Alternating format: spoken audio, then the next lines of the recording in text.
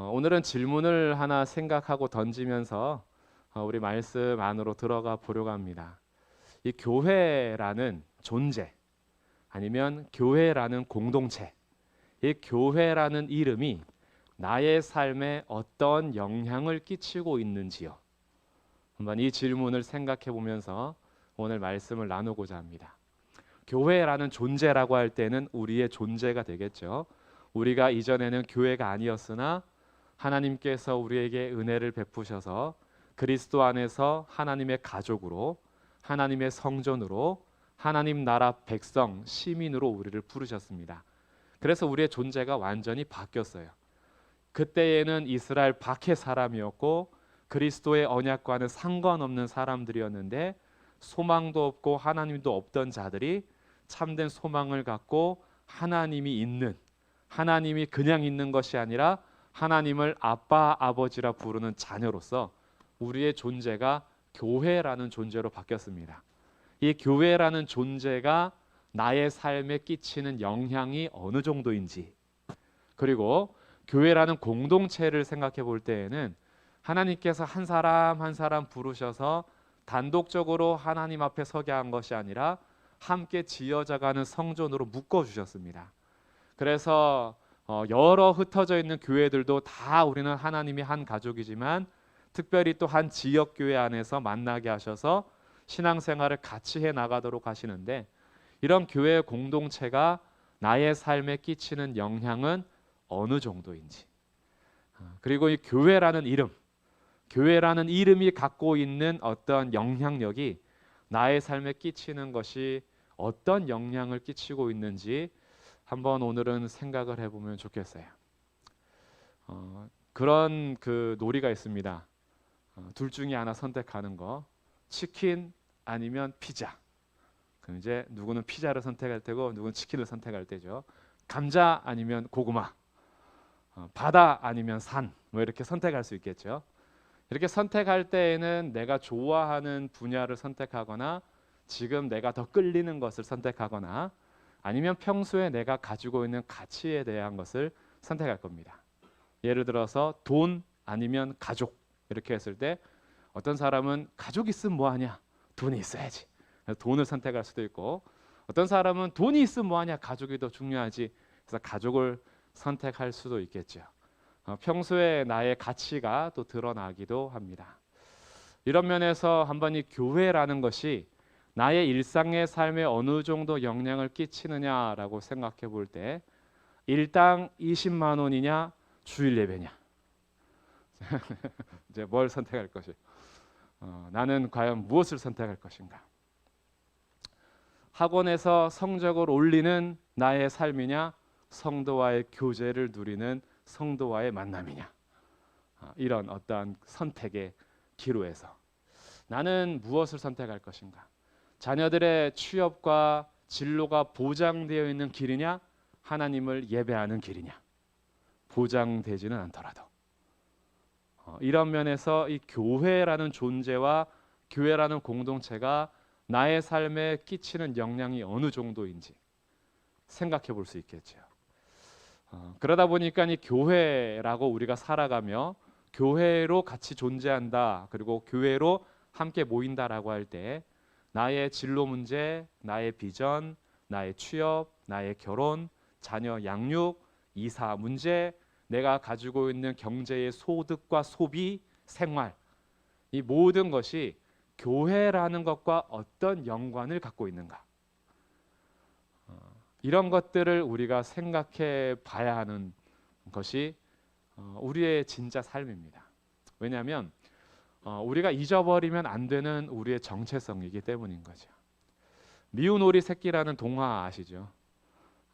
오리 엄마가 알을 품었는데 다 오리들이 튀어나왔는데 큰 알이 안 깨어나죠. 그래서 조금 더 품었더니 못생긴 애가 태어납니다.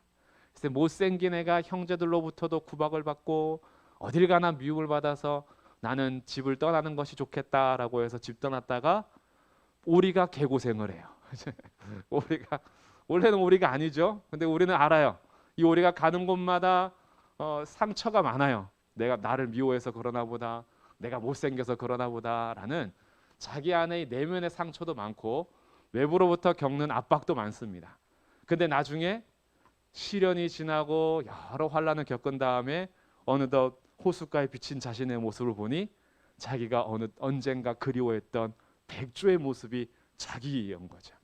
그래서 아름답게 행복했다 뭐 이러면서 끝내는데, 우리는 그 동화를 읽으면은 처음에는 혹시 결론을 모를 때는 그쭉 읽다가도 이 미운 오리가 오리가 아니라 백조라는 것을 알고 읽으면 그 백조가 어릴 때부터 당하는 시련과 상처, 내면의 아픔, 이런 것들을 보면서 아니야, 너 백조야, 이렇게 얘기해 주고 싶은 거예요. 너 그렇게 미움 받아야 되는 그런 미운 오리 새끼 아니야, 너는 백조야, 이런 걸 막 얘기해 주고 싶을 때가 있어요. 그럼 나중에 이 미운 오리 새끼가 내가 오리 새끼가 아니라 백조 새끼였구나 라는 것들을 알게 되면은 이런 것들 어떻게 겪어갔을까라는 또 생각도 해봅니다. 근데 교회라는 위치가 그럴 때가 있어요. 교회가 꼭 미운 오리 새끼 같은 거예요. 교회를 내가 향하는 마음이, 그리고 교회로 존재하는 나의 어떤 가치가 그냥 미운 오리 새끼처럼 보일 때가 있어요. 근데 우리가 이 교회가 무엇인지 더 알면은 백조가 문제가 아닙니다.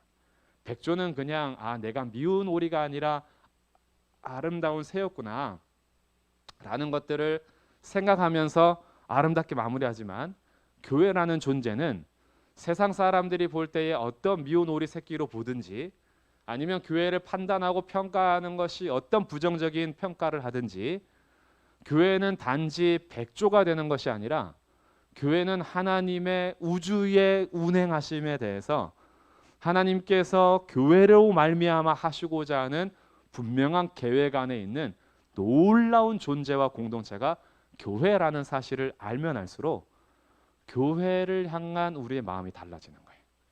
그리고 교회로 산다는 것이 무엇인지 우리로 하여금 다시 생각해 보게 하는 거죠. 그래서 이 질문과 함께 교회라는 정체성으로서, 그리고 교회라는 공동체로서 이 교회가 가지고 있는 영향력이 나의 삶에 어느 정도 미치고 있는가라는 것들을 우리가 깊이 생각해 볼 필요가 있습니다. 오늘은 이제 이 교회라는 생각을 하면서 이제 3장으로 들어갈 텐데요. 3장 1절 말씀입니다. 이러므로 그리스도 예수의 일로 너희 이방인을 위하여 갇힌 자 된 나 바울이 말하거니와. 이 3장 1절에서 이러므로 시작하는 것은 앞에서 하나님의 놀라운 복음의 비밀로 인하여서 유대인과 이방인이 한 세 사람이 되고, 이들이 이제는 밖에서 외인이 아니라 하나님 나라의 같은 시민이요, 하나님의 같은 가족이요, 하나님의 성전으로 지어져 가는 놀라운 자들이 되었다라는 것들을 얘기하면서, 이러므로 바울이 기도를 하고자 하는 것이 3장 1절의 시작이에요. 그래서 3장 1절에서 이러므로 그리스도 예수의 일로 너희 이방인을 위하여 갇힌 자는 바울이, 이렇게 말하는 여기에서 원래 자연스럽게 연결돼야 하는 부분은 14절입니다. 14절이 원래 연결이에요.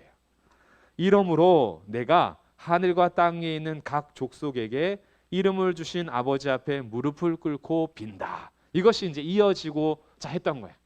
그래서 바울이 이 하나님의 가족, 하나님 나라의 시민, 하나님의 성전으로서 내가 하늘과 땅에 있는 족속에게 이름을 주신 아버지 앞에 내가 기도한다 라고 이어가려고 했는데, 갇힌 자 된 바울에 대해서 여담식으로 쓰는 것이 2절부터 13절이에요. 갇힌 자 되었다라는 것에 갑자기 설명할 필요를 느꼈던 거예요. 여기서의 갇혔다라는 것은 그 이중 갇힘입니다. 이중 갇힘. 첫 번째는 외적으로 갇힌 것이고요, 두 번째는 내적으로 갇힌 거예요.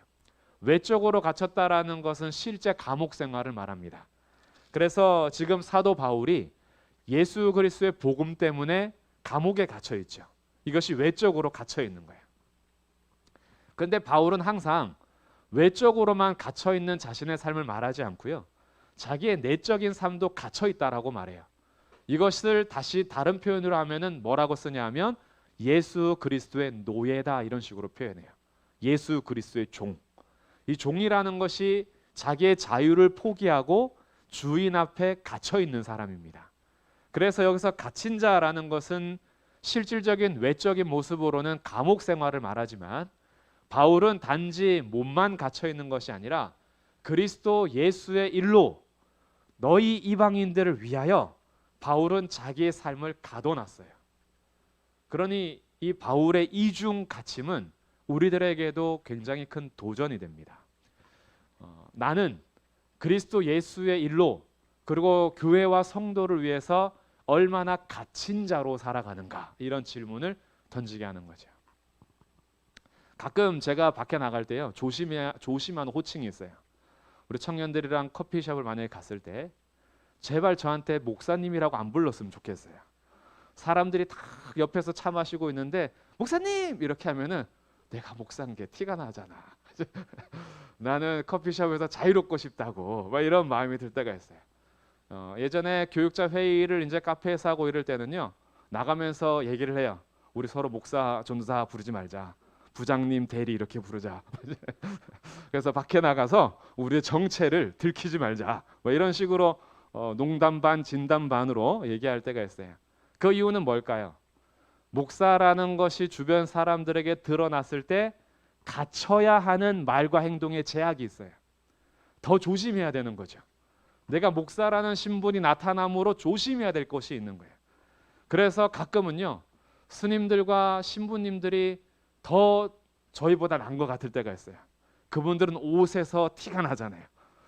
옷을 이미 입고 있어서 어딜 가도 신부님인 거 알고 어딜 가도 스님인 걸 알아요. 목사는 그러지 않거든요. 목사복이 따로 없으니까 뭐 가운을 입지 않는 한. 그래서 우리의 신분이 드러난다라는 것은 어느 정도의 갇힘이 생깁니다. 갇힘. 말과 행동에 제약이 생기는 거죠. 근데 이게 단지 목사로서의 갇힘이 아니라 예수 그리스도를 따르는 제자로서 성도로서 우리에게 갇힌 바 된 것이 있어요.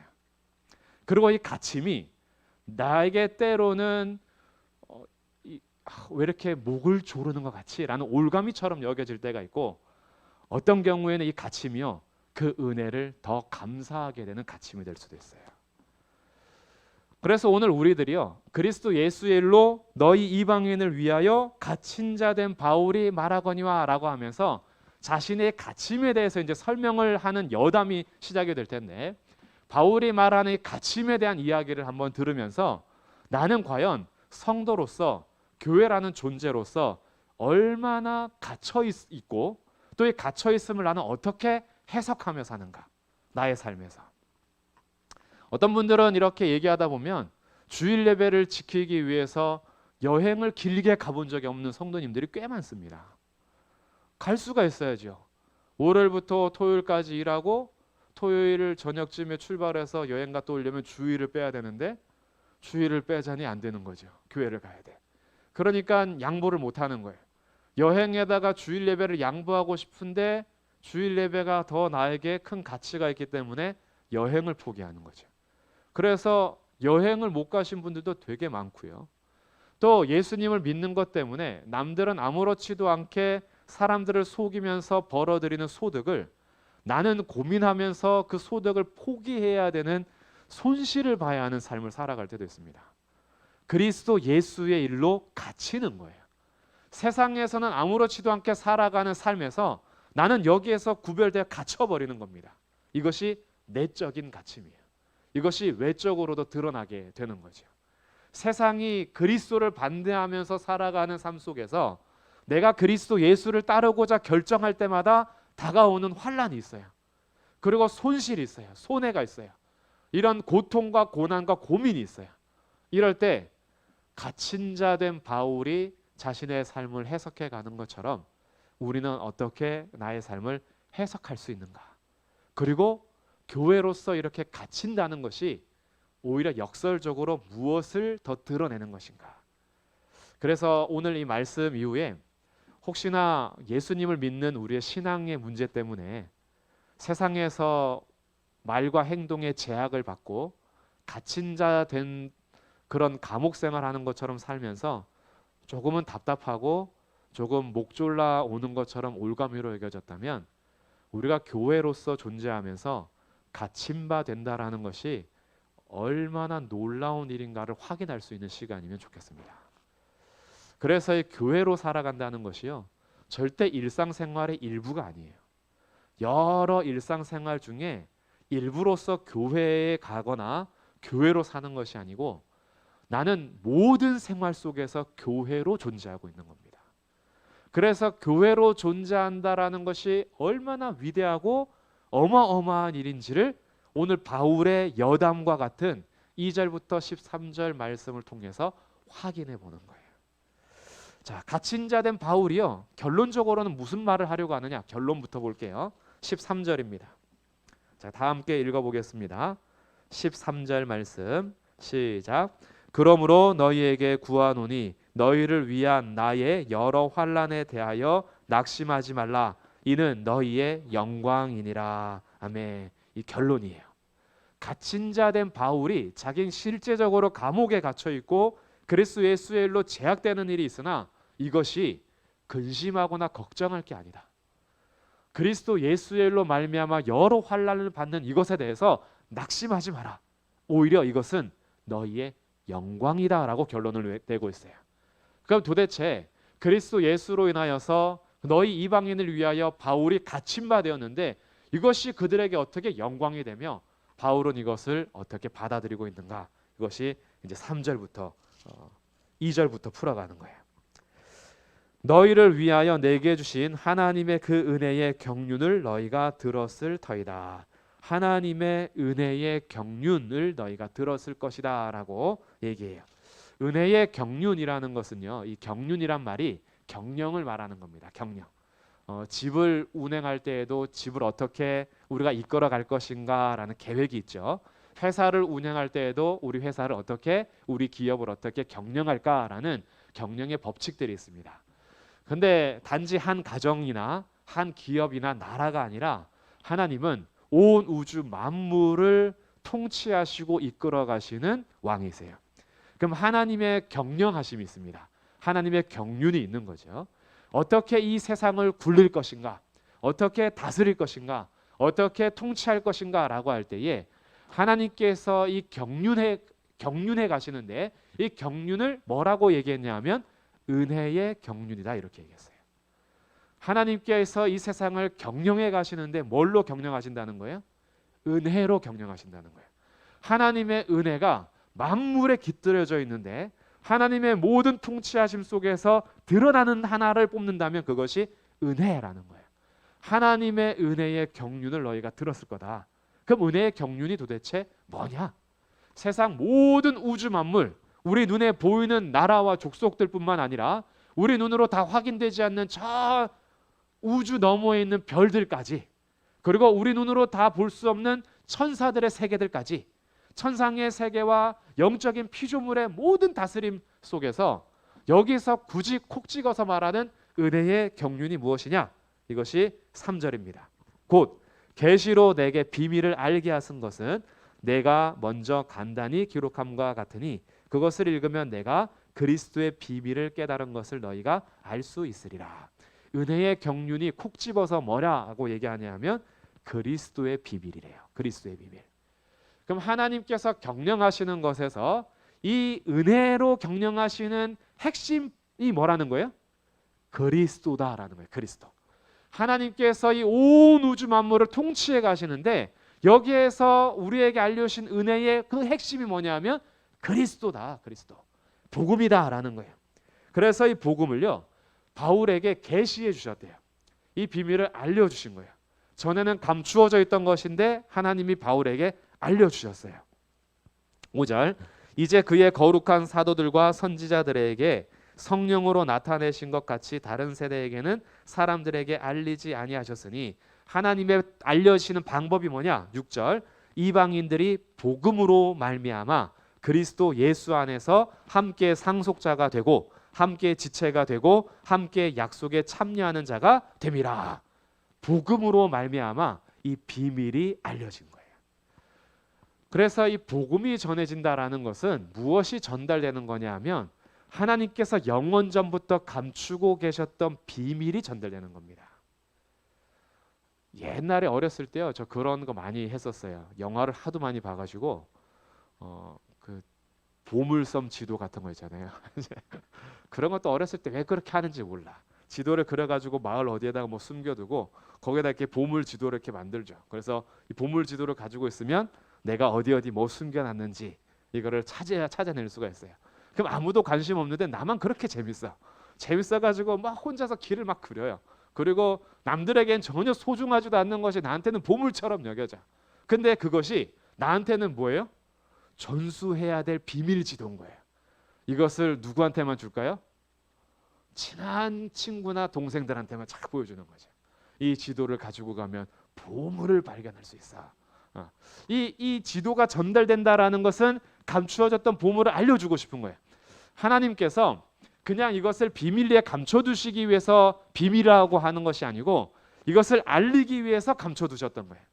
하나님의 때가 참에 아들을 보내시고 우리 가운데 복음으로 오신 그리스도 예수를 알려주시기 위하여 하나님의 은혜의 경량하심이 계속 이어오다가 사도들, 우리 베드로나 안드레 이런 12 제자들에게, 바나바에게, 바울에게 이런 사람들에게 이 계시로 알려주셨어요.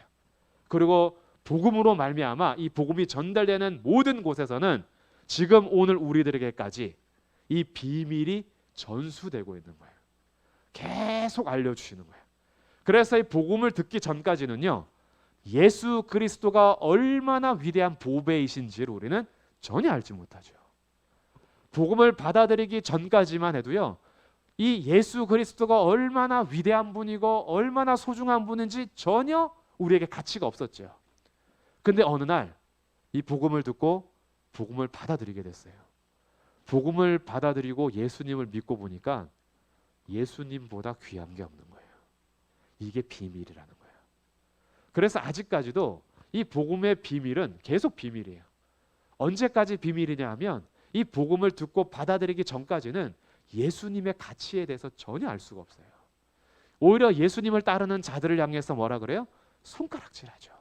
저 예수에 미쳐가지고 예수가 뭐라고 저거 이러면서 손가락질을 당하는 그런 사람들이 보배이신 예수님을 갖는 사람들이고, 이것을 알지 못하니까 비밀에 감춰져 있는 예수님을 알지 못하는 세상은 예수 가진 자들을 향해서 오히려 손가락질을 하게 되죠. 이 비밀이 복음을 통해서 계속 전달되고 있는 거예요. 바울이 이것을 깨닫고 나니까 예수님이라는 복음의 비밀도 너무나 위대한데, 오늘 여기에서는 하나 더 뭘 말하고 싶은가 하면 이 예수 그리스도 안에서 교회라는 존재가 얼마나 하나님의 은혜의 경륜 안에서 위대하게 쓰임받고 있는지 그것을 알려주고 싶은 거예요. 그래서 6절에 다시 보시면 이 복음으로 말미암아 그리스도 예수 안에서 함께 상속자가 되고 함께 지체가 되고 함께 약속에 참여하는 자가 되었다. 함께 이렇게 하죠. 함께 상속자가 됐대요. 전에는 우리 이방인들이 예수 그리스도 하나님의 언약 안에 있는 이스라엘과 하나님의 나라를 상속으로 받을 수 없는 자들이었어요. 우리는 세상에서 기껏 열심히 살다가 헛되게 인생을 마치고 돌아가야 될 그런 상속자가 아니었던 거예요. 아무것도 없었던 자들인 거죠.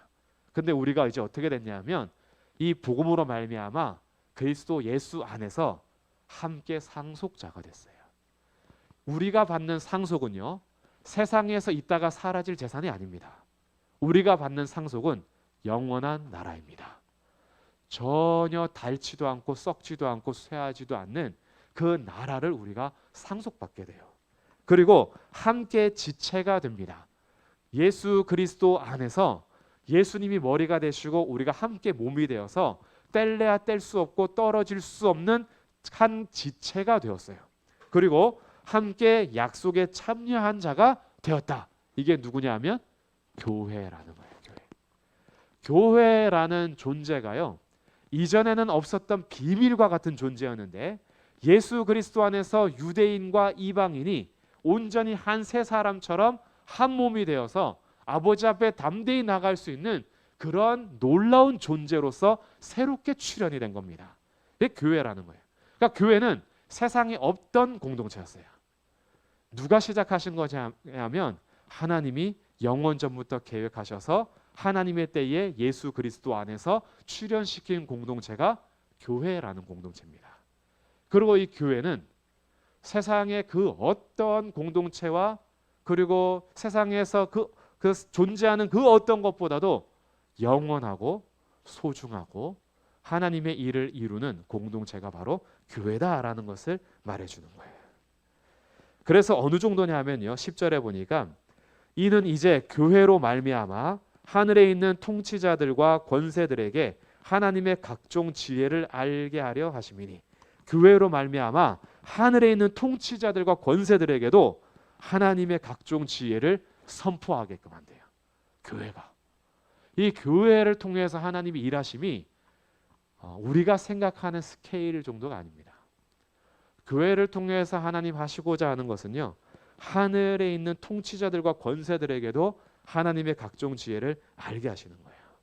근데 이게 언제부터 계획된 것이냐? 11절, 영원부터 우리 주 예수 그리스도 예수 안에서 예정하신 뜻대로 하신 것이다.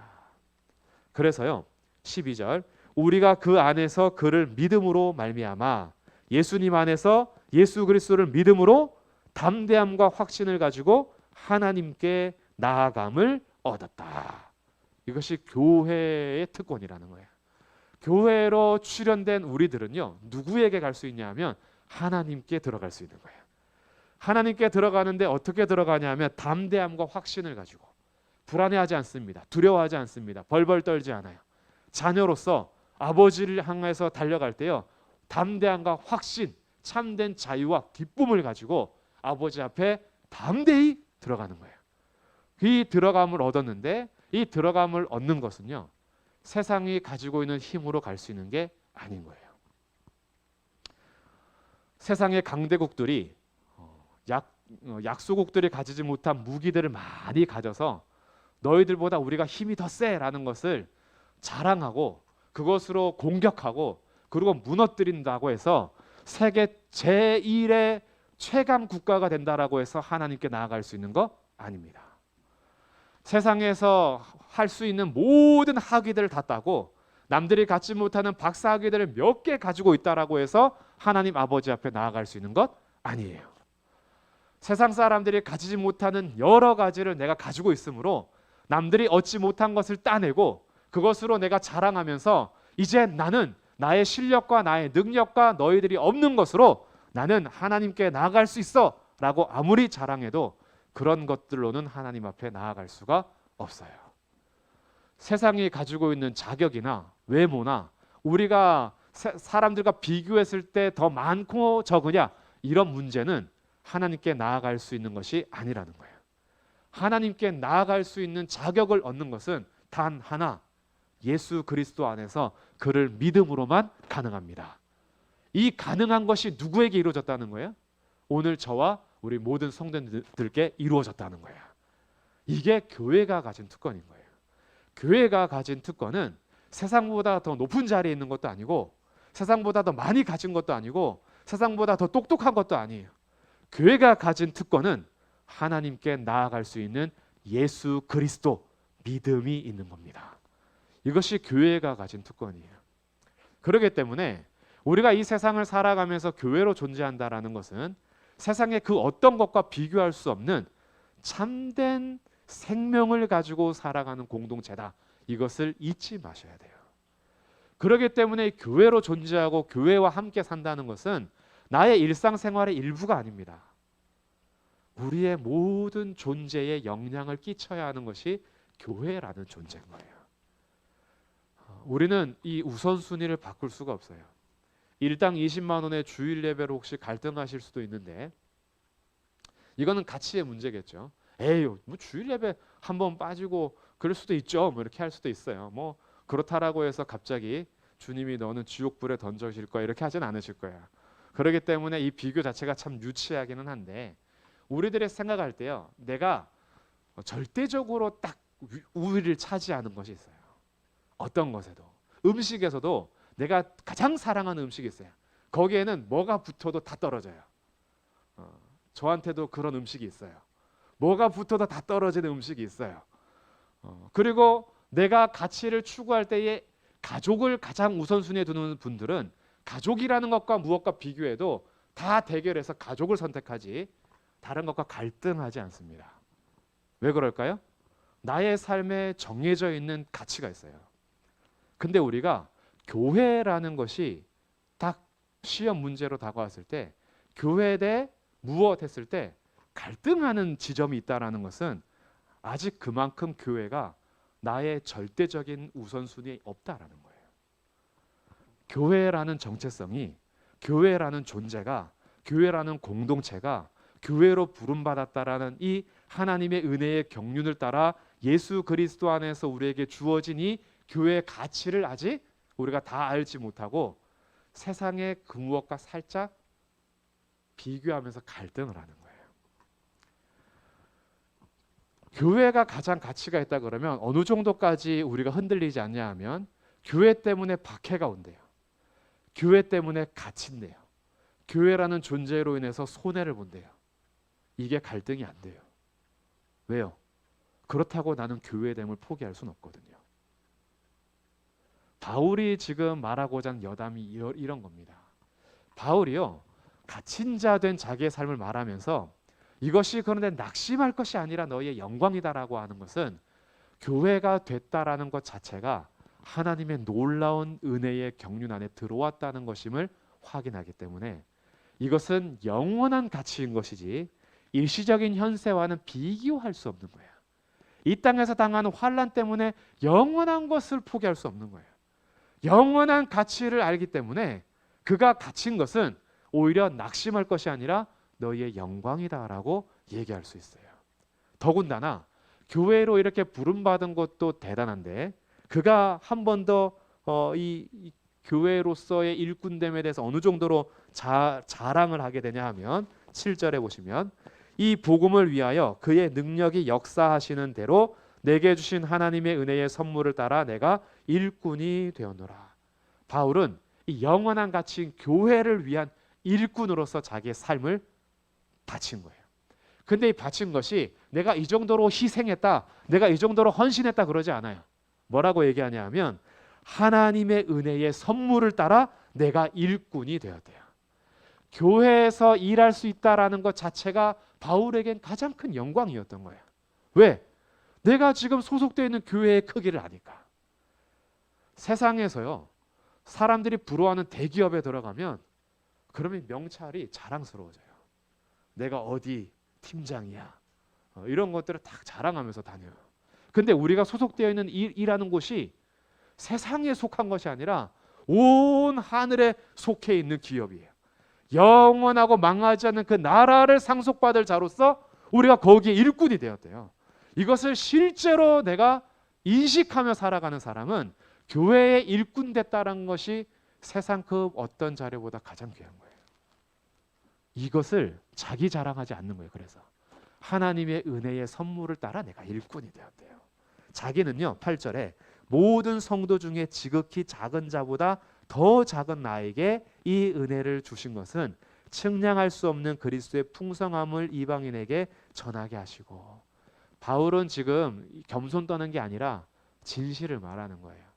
자기는 예수님을 믿는 사람들을 박해하는 자였고 폭행하는 자였고 감옥에 가두기 위해서 열심을 냈던 자예요. 그런데 이런 나 같은 죄인을 주님이 부르셔서 오히려 그 교회의 일꾼이 되게 하신 것을 보니까 성도들 중에서 비교해도 자기는 가장 작은 자예요. 너무 작아요. 나중에는요, 죄인 중에 괴수라고 그래요. 죄인 중에서 우두머리래요, 자기가. 그러니까 자기는 사실은 교회의 일을 할 수 있는 존재가 아니에요. 근데 나에게 이렇게 일을 맡겨주신 것은 내가 잘난 게 아니다.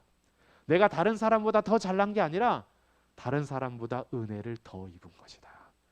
그래서 자기가 일하는 것도요, 그 은혜를 찬송하게 되는 거예요. 나의 나 된 것이 하나님의 은혜다. 그러니 지금 이 갇혀 있는 것도요, 내가 주님을 위해서 얼마나 희생했는데 고작 감옥입니까? 이러지 않는 거예요. 내가 주님을 위해서 내 생명 다 걸었는데 결국 끝이 이겁니까? 보상도 안 해주시고 세상에서 살아가면서 이렇게 사형수처럼 날마다 손가락질 당하면서 살게 하실 거예요. 제가 가족도 포기하고 형제도 포기하고 물질도 포기하고 주의 복음을 위해서 내 생명을 걸었는데 결과가 이겁니까? 라고 하지 않는 것은 이 놀라운 하나님의 은혜의 경륜 안에 있는 교회의 일꾼 됐다라는 것이 비교할 수 없는 위치라는 것을 그가 복음의 비밀 안에서 깨달았기 때문에 감히 자기가 이 복음을 전하다가 죽더라도 그것이 절대 손해가 아니고 그것이 자기의 삶의 가장 큰 유익이라는 것을 알게 되는 거예요. 이것이 바울이 갇힌 자 된 자기의 삶을 얘기하다가 잠시 여담처럼 교회라는 복음의 비밀과 교회 일꾼으로서 살아가는 영광을 한번 얘기하고 싶은 겁니다. 자기의 사명과 사역에 대해서. 그럼 우리는 모두가 바울과 같지는 않아요. 아무리 제가 수고하고 열심히 해도요, 천국에 가서 바울과 비교했을 때 바울이 저보다 수천 배의 상을 받는다 해도 저는 할 말이 없어요. 마땅히 바울님이 더 많이 받으셔야 돼요. 바울하고는 도무지 비교할 수 없죠. 우린 다 바울이 될 수도 없고요. 그런데 우리 모두에게 지금 이 바울의 이야기를 통해서 내가 바울처럼 돼야지가 아니라 하나님께서 내게 이 교회라는 존재로 이루셨다라는 것은 바울과 동일하게 이루신 하나님의 은혜의 역사에 참여했다라는 것을 먼저 아셔야 돼요. 바울만 그 은혜 안에 부름받은 것이 아니라 오늘 예배하는 모든 성도님들이 하나님의 그 은혜의 경륜 안에 들어오셔서 참여하신 분들입니다. 이런 면에서 내가 교회로 존재한다는 것을 한번 깊이 생각해보고 그리고 교회로서 일꾼이 되는 것은 다릅니다. 다양해요. 바울과 같은 사람도 있고 바나바 같은 사람도 있고 베드로 같은 사람도 있고 베베 같은 사람도 있고 그냥 집사님들도 있고 그리고 장로들도 있고 그리고 교사들도 있고 다 달라요. 우리에게 주어진 모든 자리가요, 하나님 앞에서 내게 주신 은혜의 경륜 안에 부르신 교회 일꾼 삼았음을 기억한다면 내가 힘이 없어서 기도밖에 못해요 라고 하는 그 기도가 얼마나 영광스러운 일인지 깨닫게 되는 거예요. 내가 바울처럼 온 세계를 다니면서 복음을 전해야지만 주의를 하는 것이 아니라 내게 지금 맡겨진 교회 공동체 안에서 내가 할 수 있는 것 그거 하나 할 수 있다라는 것이 얼마나 큰 은혜를 입은 자인지 깨달아가는 거예요.